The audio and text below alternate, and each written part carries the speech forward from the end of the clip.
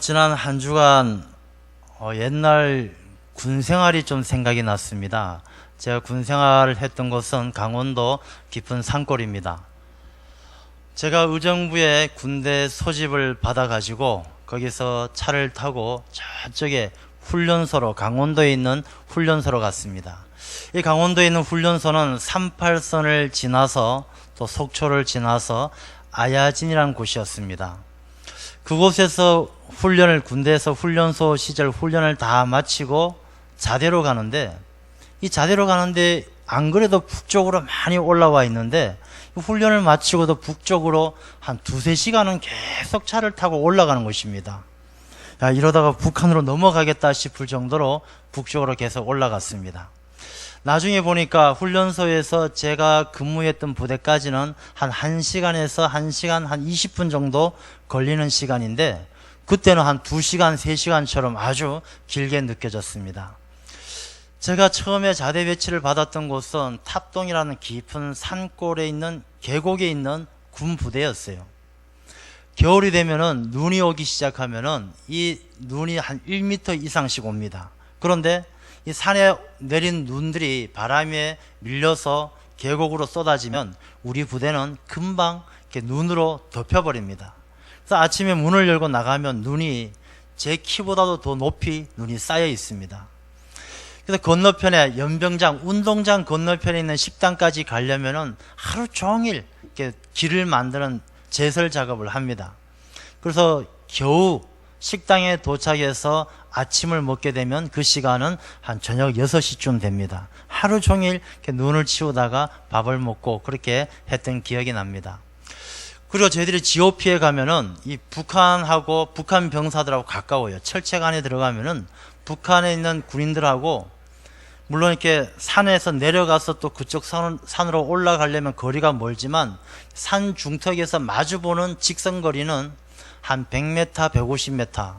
소리 크게 지르면 서로 말소리가 들릴 정도입니다. 북한 애들은요, 어떤 때는 아침에 오면은 막 소리 질러요. 여러 명이 모여서 남조선 동무들, 우리는 오늘 돼지고기 먹었습니다. 이 돼지고기 먹은 것을 자랑하는 거예요. 그래서 이 국군들 보고 북조선에 오면은 돼지고기 마음껏 먹을 수 있으니까 막 북한으로 오라고 그러기도 했습니다. 제가 왜 이 군생활 이야기를 하느냐 하면은, 우리 지난주에 한국 사회를 많이 안타깝게 했던 임병장 사건이 바로 그 자리에서 일어났기 때문입니다. 이 임병장 사고가 제가 군생활을 했던 바로 그 자리에서 있었던 사고입니다. 참 안타깝기 그지가 없습니다. 우리 임병장이라는 사람도 불쌍하고, 또 그로 인해서 희생당한 다른 장병들도 너무 안 됐고, 또 그 부모들을 생각하니까 아주 가슴이 메워집니다. 너무나 안타까운 사고가 생긴 거예요. 그런데 저는 이 사고를 생각하면서 약 9년 전에 있었던 사고가 또 생각이 났습니다. 경기도 연천에 있었던 2005년 6월 달입니다. 거기도 6월 달이에요. 6월 달에 김일병 사고. 김일병이 똑같이 총기 난사를 해서 8명이 죽었었죠. 그때 성남 국군통합병원에 또 이렇게 합동 빈소가 마련되어져서 조문을 다녀왔던 기억이 나는데, 9년 전에 있었던 그 사고가 똑같이 9년 후에 반복되었다는 이 사실이 너무나 가슴이 아픈 거예요. 그 내용도 별반 달라진 게 없습니다. 군생활 하면서 잘 적응하지 못했던 관심사병, 다른 사람들과 관계가 잘 맺어지지 않을 때 소외되는 그 소외감, 분노, 이런 것들이 총기 난사 사고로 그 분노가 드러날 때 얼마나 많은 사람들이 가슴 아프고 고통받습니까? 그 총에 맞아 죽은 군인들, 그 군인들의 어머니들, 그 생각하면 참으로 있어서는 안 될 그런 비극적인 일이 일어난 것입니다.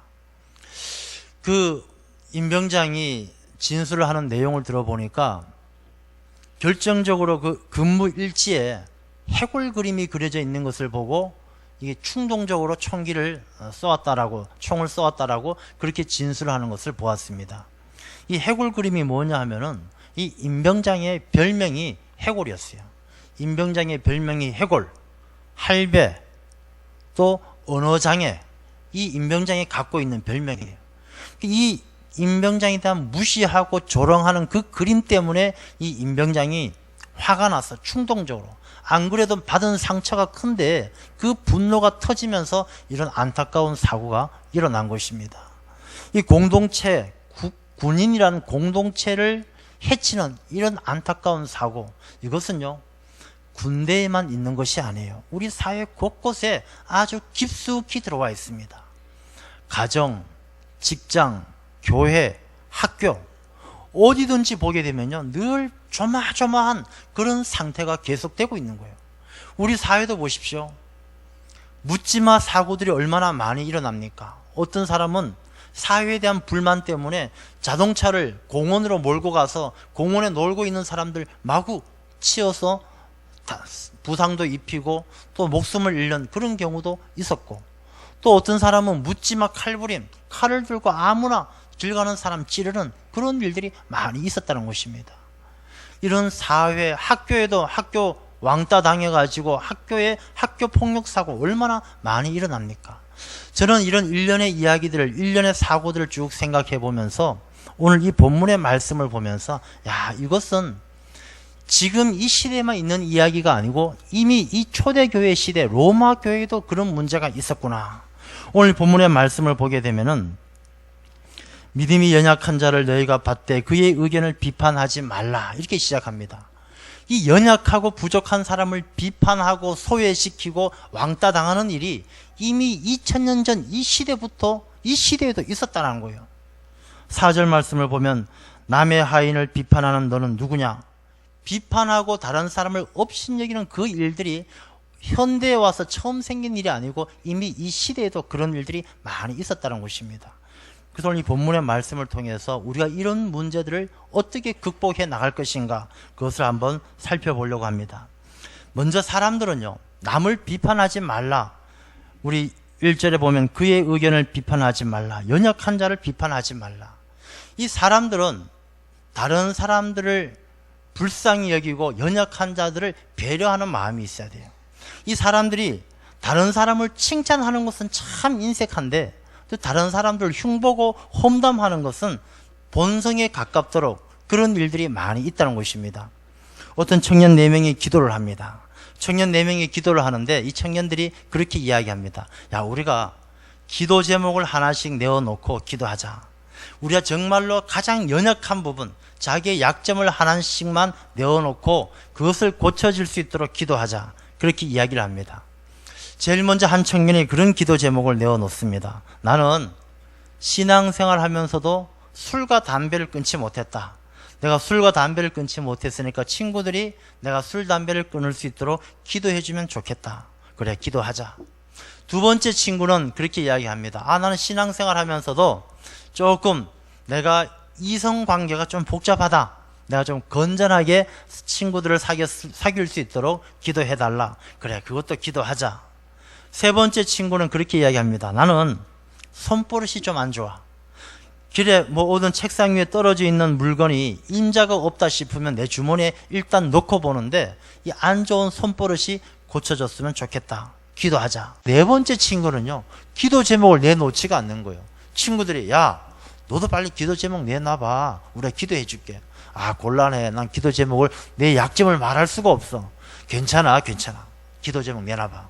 그래, 그러면 기도해 주는데 내 약점이 뭐냐 하면은 나는 다른 사람들의 약점을 알게 되면은 그걸 입에 담고 있지를 못해. 내가 다른 사람 약점을 알면 그걸 한 10명 이상에겐 얘기를 해야만이 내 속이 시원해져. 이렇게 이야기하는 거예요. 그러니 이 세 친구가 기도하려다가 정신이 번쩍 들어서 기도고 뭐고 기도가 안 되는 거예요. 자기들이 내놓은 그 비밀이 이젠 이 친구 때문에 다 새어나가게 생겼으니 이 기도가 안 되는 거예요. 이 네 번째 친구가 이야기하는 그 모습, 기도도 방해하는 그 모습, 다른 사람의 약한 부분을 험담하고 비난하고 말하는 이런 죄성, 이것은요 이 청년 한 사람의 문제가 아니라 많은 사람들이 가지고 있는 가장 취약한 부분 중에 하나다라는 것입니다. 남의 부족하고 남이 잘못된 것을 보면요, 남이 잘되고 남이 잘하는 것을 칭찬하는 것은 참 인색하고 어렵지만 남이 부족하고 잘못된 부분을 험담하고 그 비판하는 것은 사람들이 얼마나 배우지 않아도 잘하는지 모른다는 것입니다. 그래서 이 사도 바울은요, 이 로마 교회 공동체 안에서 그렇게 비판하고 남의 약한 부분을 이야기하는 사람들에게 그렇게 하지 말라, 그렇게 이야기를 하고 있는 것입니다. 우리가 사람들이 모여 사는 곳에는 이 말을 안 할 수가 없지만은 이 사소한 말 한마디 때문에 얼마나 큰 어려움을 당하는지 모릅니다. 우리가 똑같은 입을 가지고도 어떤 말을 하느냐에 따라서 그 사람이 살아가는 공동체가 달라지는 거예요.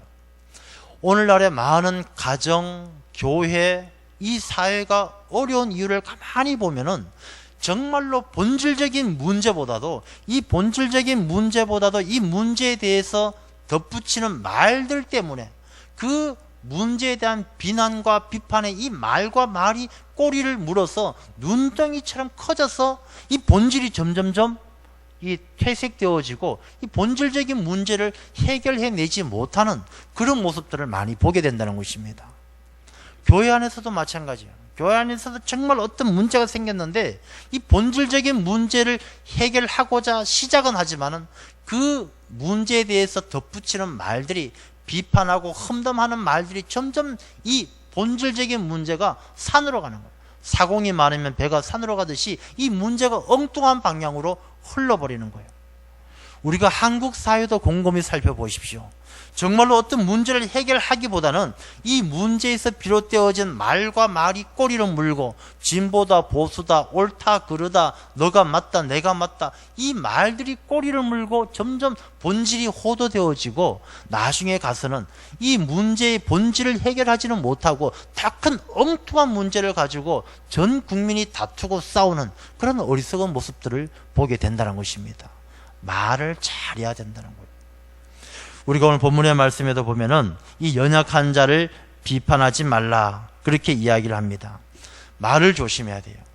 어떤 사람들은요, 말을 할 때도 보면 굉장히 공격적인 말투를 가지고 있는 분이 계셔요.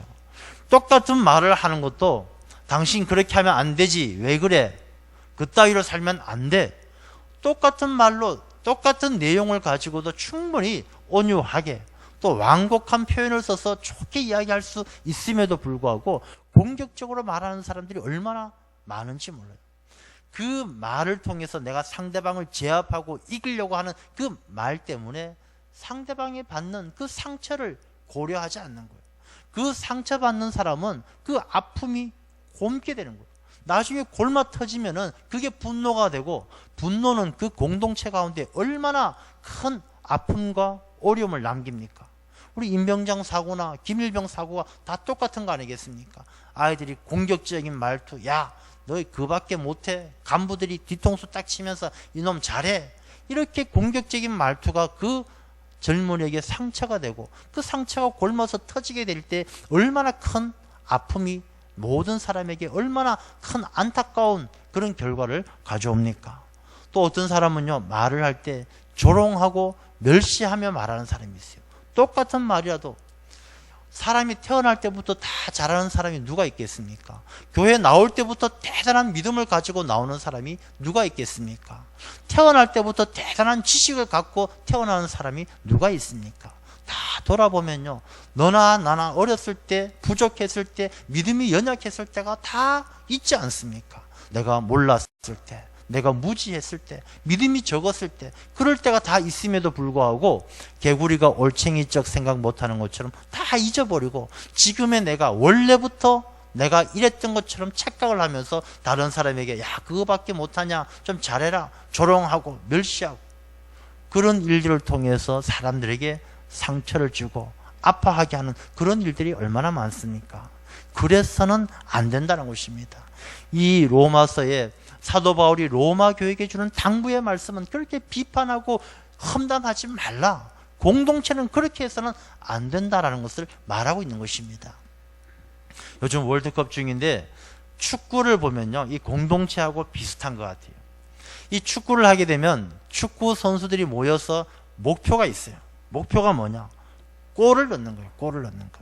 이 골을 넣는 게 운동선수, 축구 선수들의 목표예요. 우리 교회도 목표가 있어요. 뭐 어떤 공동체든지 그 공동체는 목표가 있는 거예요.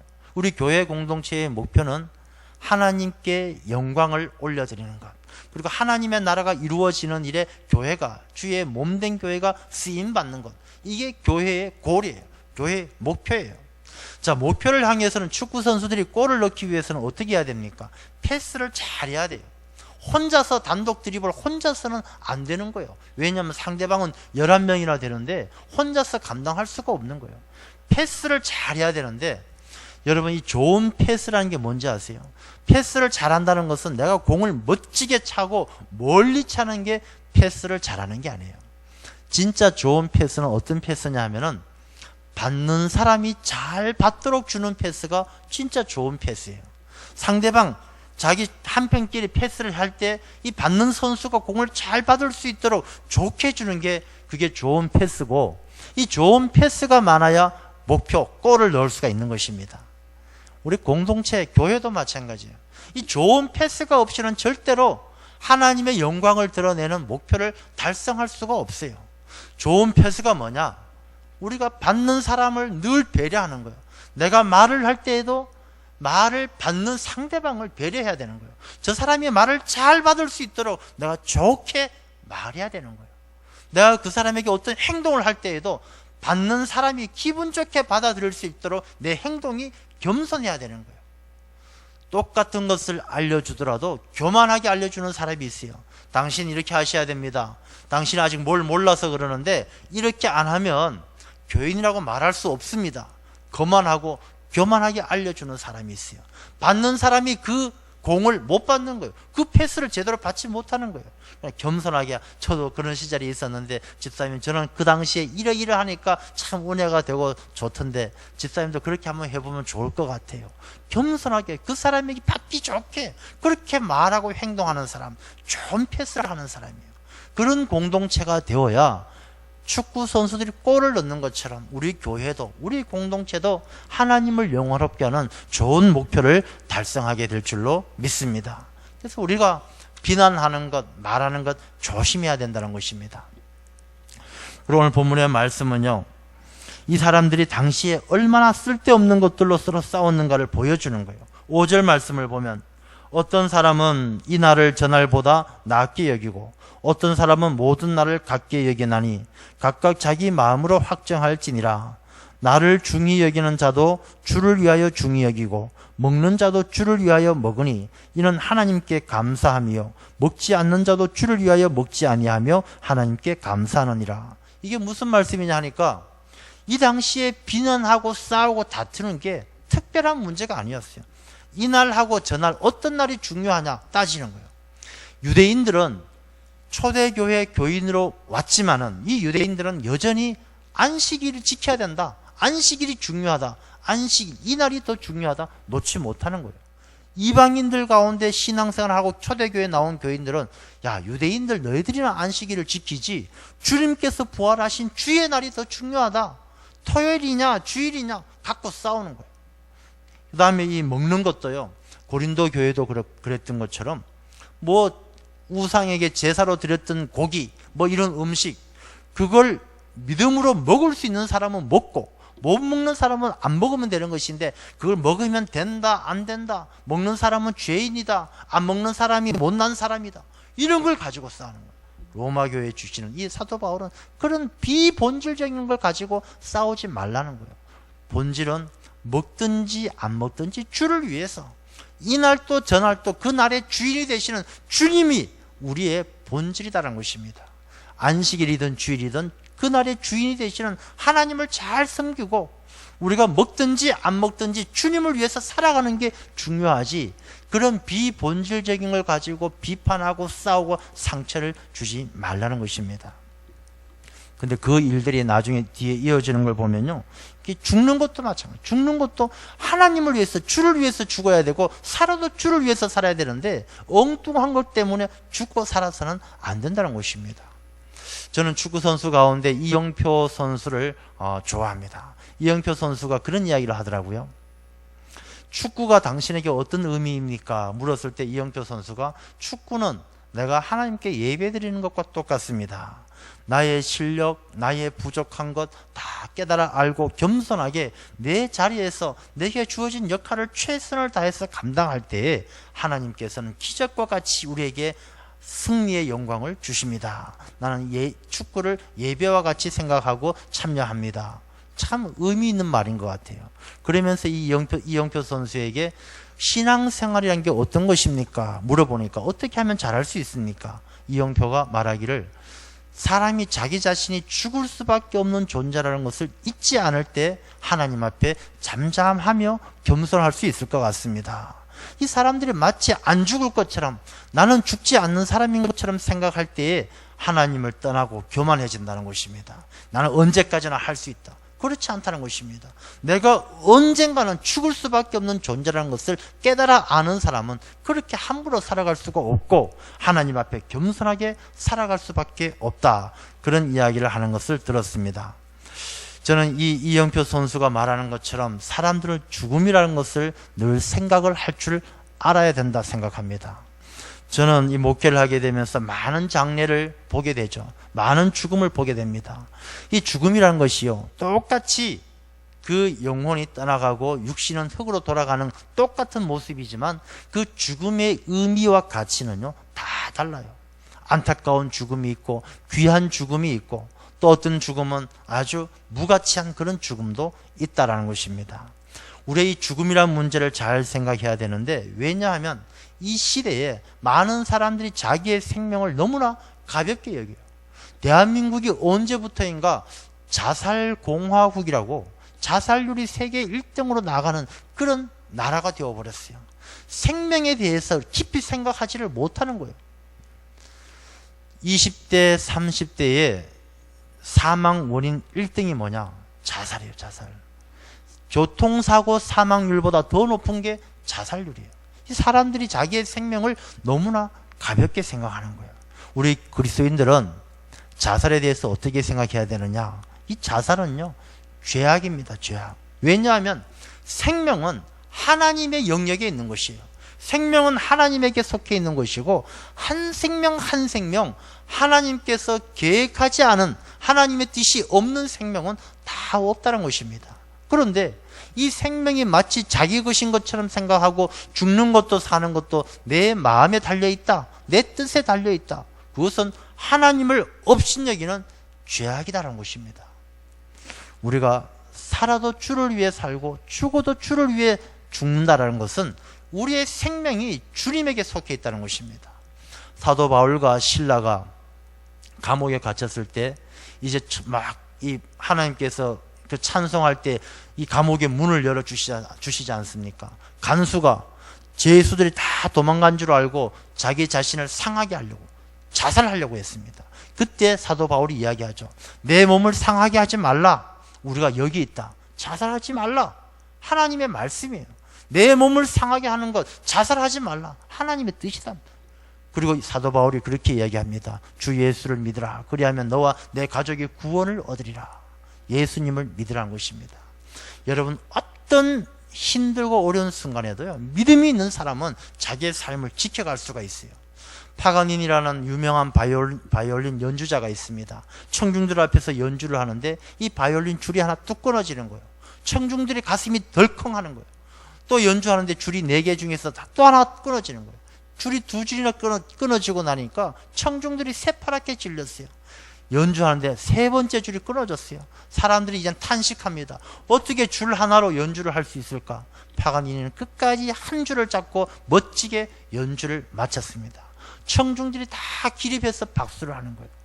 여러분, 우리 인생도 마찬가지입니다.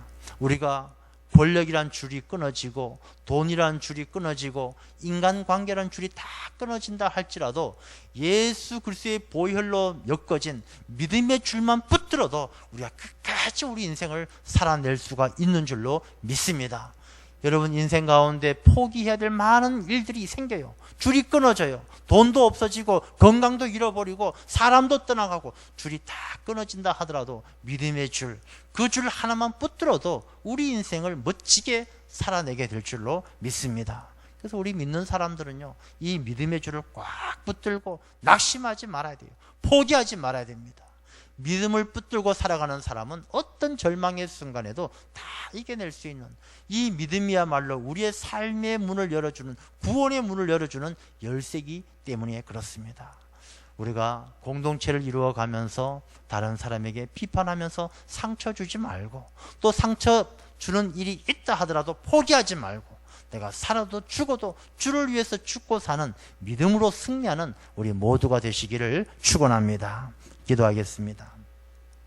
아버지 하나님, 우리가 공동체를 이루어가면서 우리의 교만과 또 우리의 육신의 생각이 다른 사람 누군가를 아프게 하고 상처를 주며 비판할 때가 많습니다. 아버지 하나님, 오늘 말씀을 통해서 겸손하게 하여 주옵시고, 우리가 연약했던 그때를 생각하며 연약하고 부족한 자들에게 겸손하게 다가갈 수 있는 저희들 되게 하여 주시옵소서.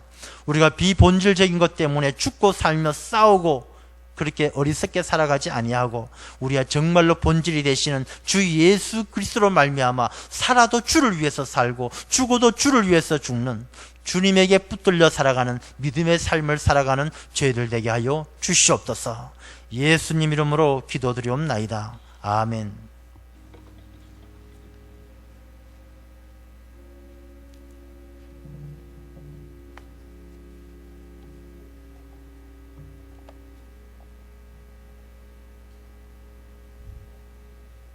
주신 은혜에 감사드리며 찬송가 407장 같이 찬양하시겠습니다.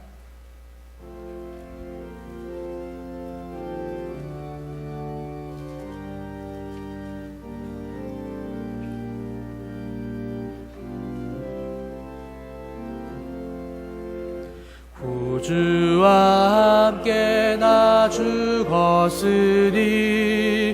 구주와 함께 나 살았도다. 영광의 그날에 이르도록 언제나 주만 바라봅니다. 언제나 주는 날 사랑하사 언제나 새 생명 주시나니 영광의 그날에 이르도록 언제나 주만 바라봅니다. 마음속에 시험을 받을 때와 무거운 근심이 있을 때에 주께서 그때도 같이 하사 언제나 나를 도와주시네. 언제나 주는 날 사랑하사 언제나 새 생명 주시나니 영광의 그날에 이르도록 언제나 주만 바라봅니다. 뼈 아픈 눈물을 흘릴 때와 쓰라린 마음으로 단식할 때 주께서 그때도 같이 하사 언제나 나를 생시네. 언제나 주는 날 사랑하사 언제나 새 생명 주시나니 영광의 그날에 이르도록 언제나 주만 바라봅니다. 내 몸의 약함을 아시는 주, 못 고칠 질병이 아주 없네. 괴로운 날이 나 내가 기쁠 때나 언제나 나와 함께 계시네. 언제나 주는 날 사랑하사 언제나 새 생명 주시나니 영광의 그날에 이르도록 언제나 주만 바라봅니다.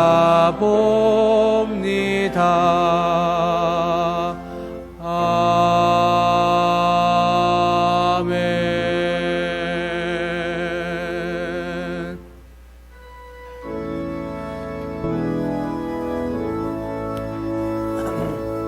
경배하라 내 영혼아,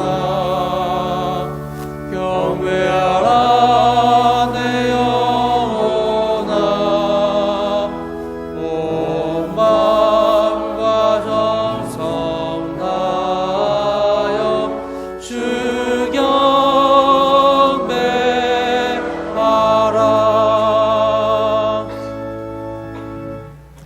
하나님 아버지 참으로 감사합니다. 저희들의 심령을 붙들어 주시고 아버지 앞에 나와 예배하게 하시니 참으로 감사와 영광을 올려드립니다. 그 마음을 모아 귀한 예물을 구별하여 아버지께 올려드립니다. 아버지 하나님 기뻐 받아 주옵시고 하나님께 감사의 예물을 올려드리는 모든 주의 백성들 아버지께서 그들에게 한량없는 은혜를 더하여 주옵시고 언제나 하나님께 감사와 영광